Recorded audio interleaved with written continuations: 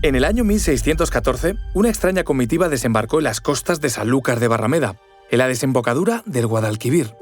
Venían de muy lejos, cruzando medio mundo desde Japón.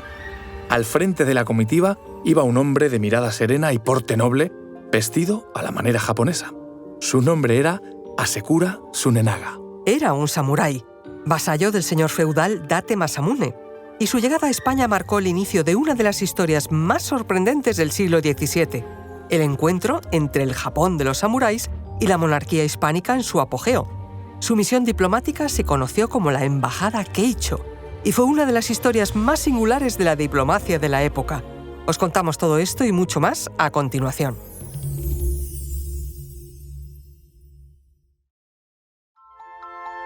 Soy Federico Cardelús, periodista y divulgador. Y yo soy María José Rubio, historiadora y escritora. Y esto es Despierta tu curiosidad, un podcast diario sobre historias insólitas de National Geographic. Y recuerda, más curiosidades en el canal de National Geographic y en Disney+.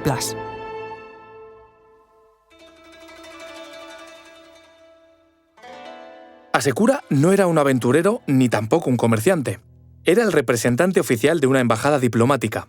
El proyecto había sido promovido por Date Masamune, un señor feudal japonés del dominio de Sendai, al noreste de la isla de Honshu. Su objetivo era establecer relaciones comerciales y religiosas con Nueva España, la actual México, con el rey Felipe III de España y el Papa en Roma.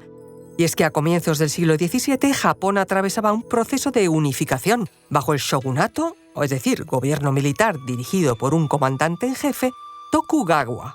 Aunque los contactos con los europeos habían comenzado décadas antes, el cristianismo y el comercio con los portugueses y españoles generaban tensiones que los daimyo aprovecharon para fortalecer su poder frente al shogun. La embajada partió de Japón en octubre de 1613, a bordo de una nave construida al estilo occidental, la San Juan Bautista. En ella viajaban Hasekura y más de un centenar de japoneses, acompañados por el franciscano español Fray Luis Sotelo, gran defensor de la evangelización en Asia. En octubre de 1614 llegaron a Sanlúcar, donde fueron recibidos con honores por el duque de Medina Sidonia. Poco después, fueron recibidos en el Real Alcázar de Madrid por el propio Felipe III, quien los alojó en la corte y les concedió audiencias oficiales. Las crónicas de la época relatan con asombro la presencia de estos hombres de rasgos exóticos, vestidos con kimonos y portadores de objetos lujosos y desconocidos.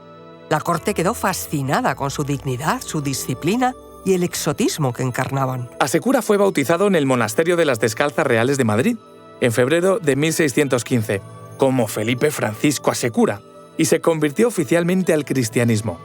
La embajada continuó su camino hasta Roma, donde fue recibido por el Papa Paulo V en 1615. Allí, Hasekura solicitó misioneros cristianos para Japón, así como la apertura de relaciones comerciales. Sin embargo, mientras Hasekura viajaba por Europa, la situación en su país cambiaba drásticamente. El shogunato Tokugawa, consolidado en el poder, inició una política de persecución contra el cristianismo. Las conversiones fueron prohibidas, los misioneros expulsados y los contactos con Occidente severamente restringidos. Un aislamiento total. Cuando Hasekura regresó a Japón años después, sus propuestas fueron ignoradas. La sakoku, o política de país cerrado, se impuso durante más de 2 siglos. ¿Y qué ocurrió entonces con los miembros de la embajada que no regresaron a Japón? Aquí es donde entra en juego el pequeño pueblo sevillano de Coria del Río. Cerca de 6 o 7 japoneses, según las fuentes, decidieron permanecer en España, estableciéndose en esa localidad ribereña del Guadalquivir.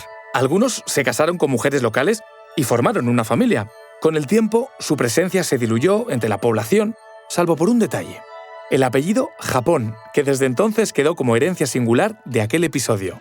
Hoy, cientos de personas en Coria llevan ese apellido y lo hacen con orgullo. Además, investigaciones como las de Jesús Salas, autor del libro Un samurái en Coria del Río, y documentos conservados en archivos locales han demostrado la veracidad de esta singular fusión histórica. En 1992, el propio emperador Akihito de Japón visitó Coria del Río y saludó a los descendientes de los antiguos samuráis, sellando simbólicamente un vínculo que nació 400 años atrás. Hoy, una estatua de bronce de Hasekura Tsunenaga, obsequio del gobierno japonés, se alza junto al río Guadalquivir en Coria.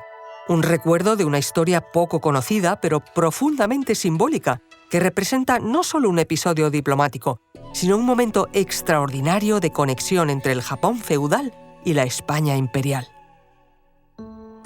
Recuerda que Despierta tu Curiosidad es un podcast diario sobre historias insólitas de National Geographic. Disfruta de más curiosidades en el canal de National Geographic y en Disney+. Y no olvides compartir el podcast si has disfrutado con nuestras historias.